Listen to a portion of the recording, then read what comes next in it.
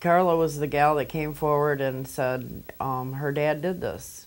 And she said it back in 1979, and they investigated it and tucked it away in the files and never told anyone ever. Did there come a time, Carla, when you felt that you had some information of that the police should be aware of? I remember, I don't know, it could have been a week, a few days, a couple of weeks after Christy Ringler's death, that I saw it in the local paper that a girl had been killed on M37 the night that I had gotten married, and they believed she had been killed by someone's side view mirror. Okay. And did you know who Christy Ringler was? No. Okay. Can you read that note aloud? Mr. Foster, I would like to speak with you concerning the death of Christy Ringler.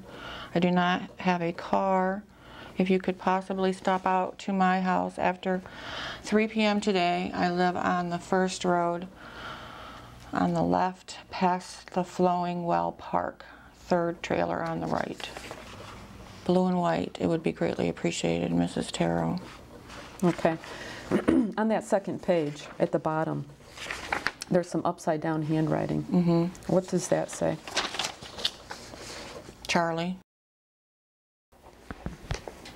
I remember telling them my thoughts and, you know, what had happened the day my dad came home in the morning, and, you know, how peculiar the whole situation was, and the fact that his side view mirror was broken, and that Christy Ringler, it had been reported that she was killed by a side view mirror, and they didn't stay very long, didn't ask a lot of questions, and seemed to dismiss the whole subject.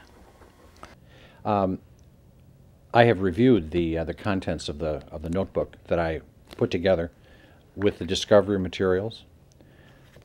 I cannot tell you how many times I went through this before the trial began and while it was going on. The trial was a week long, as you know, and these were gone through every single day, both immediately before the trial started and while the trial was going on. There is nothing in here about Carla Keller or anyone, even something where someone is described but not named. Nothing about that.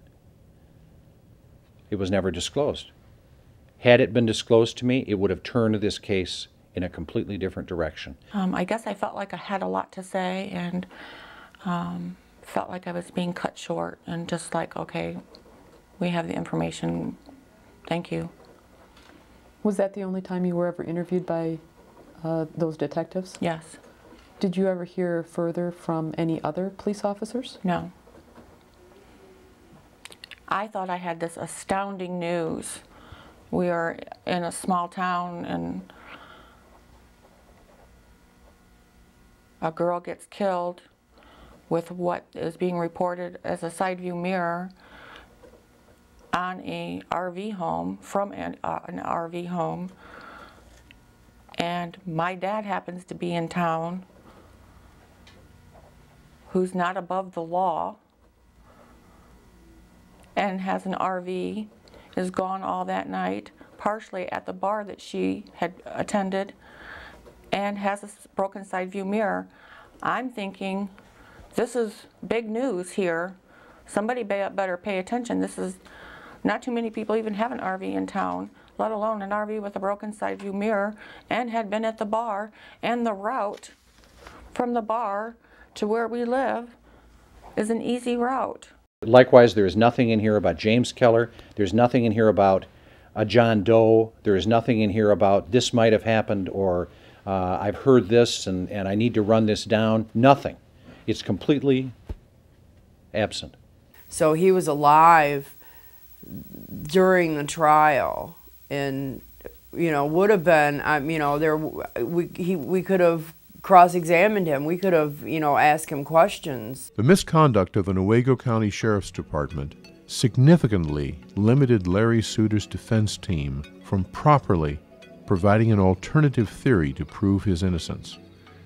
Without this undisclosed evidence being available, Larry was convicted, torn from his family, and sent away to prison.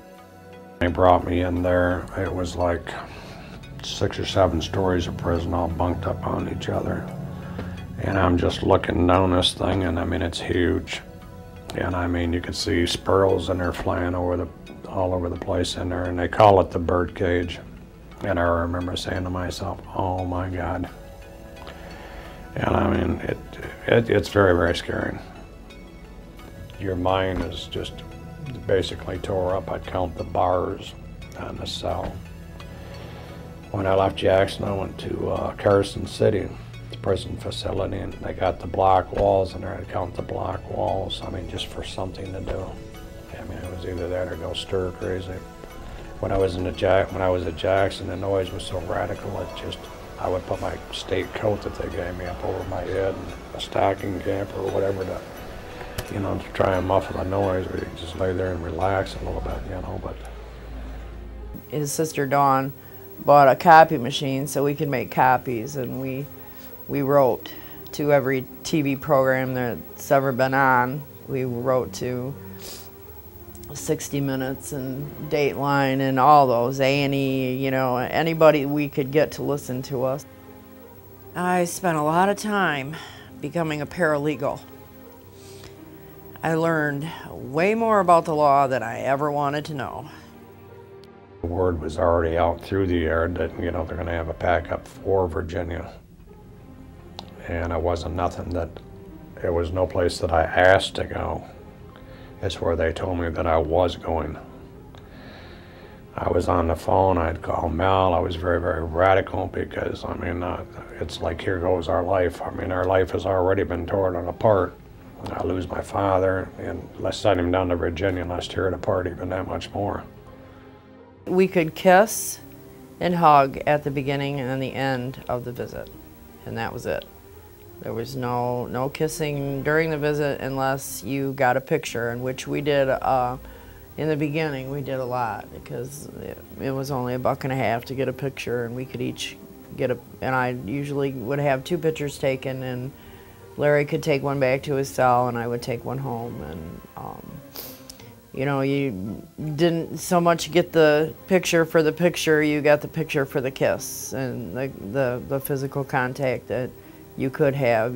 Just to be able to put your arms around each other. And the guard who had walked up to me, it was about 3 o'clock in the afternoon. I was in a weight pit. He said, "Souter,"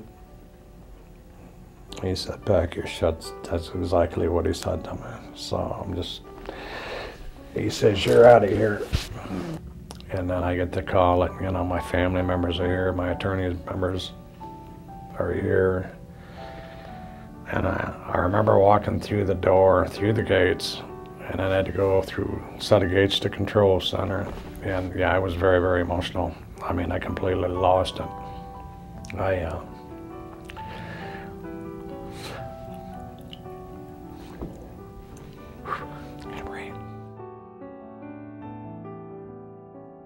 Then I got in the control center, and then I lost it again.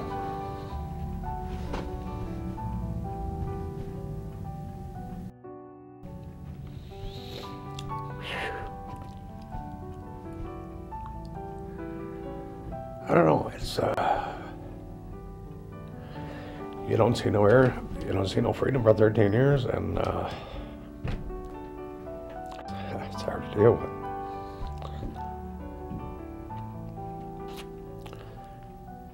Booted in the streets, I think I had, what, 37 bucks. After Larry was released from prison in 2005, Newaygo County continued their tunnel vision by conducting an administrative review of the Ringler case. Close examination of the administrative review illustrates only that Newaygo County continues to use sloppy and incomplete police work to the present day.